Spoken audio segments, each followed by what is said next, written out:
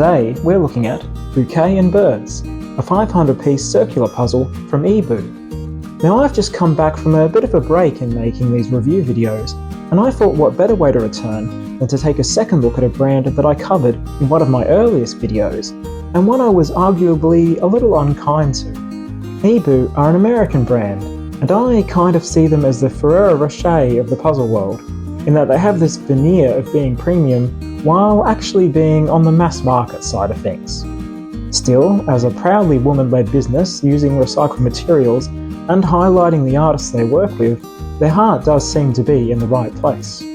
Since this is my second look at one of their puzzles, I think the best way to do this is to go through the issues I had with the last puzzle one by one and see if they still hold true.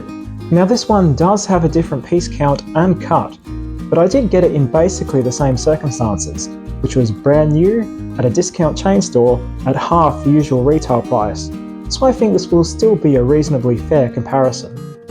Let's start with the artwork. In my first eeBoo review, I found the art was alright, but I did remark at the time that there were other images in the eeBoo catalogue that were more pleasing to my eye. And this would count as one of those.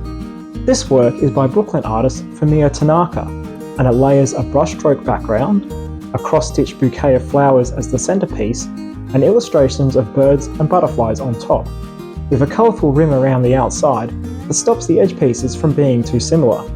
The distinct art style of each layer, with the pops of colour throughout, make it a very pleasant image to sort out and solve.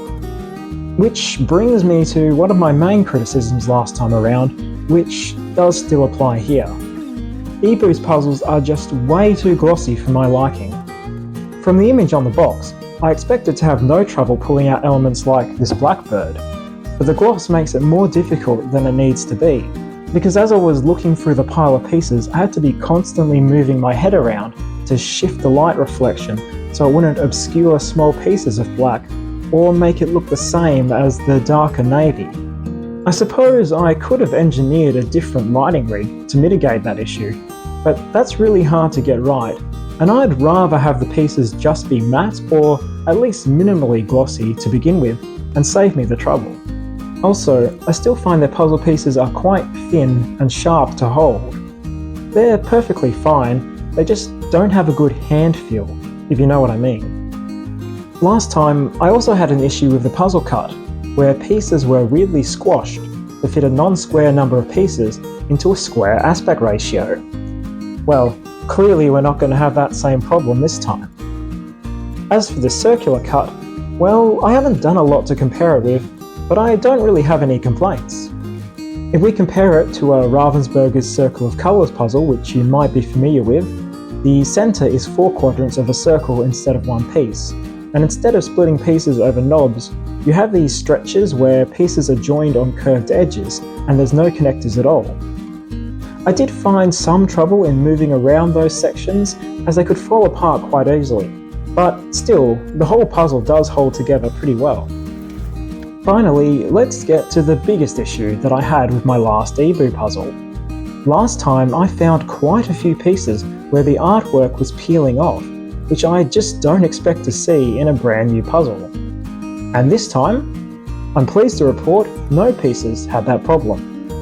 Whether eeBoo have revised their glue, or whether that last puzzle was just from a bad batch, I can't really say, but it does give me greater confidence in their product, knowing that that issue was probably just an isolated problem. So, onto the score. This puzzle has a great artwork, and it's a good example of a circular cut. I did largely enjoy my time with it, so by rights it should probably be getting a 4. But this is a subjective score, and these pieces are just too glossy for me, so I think I'm going to leave it as a 3 out of 5. Thank you for watching.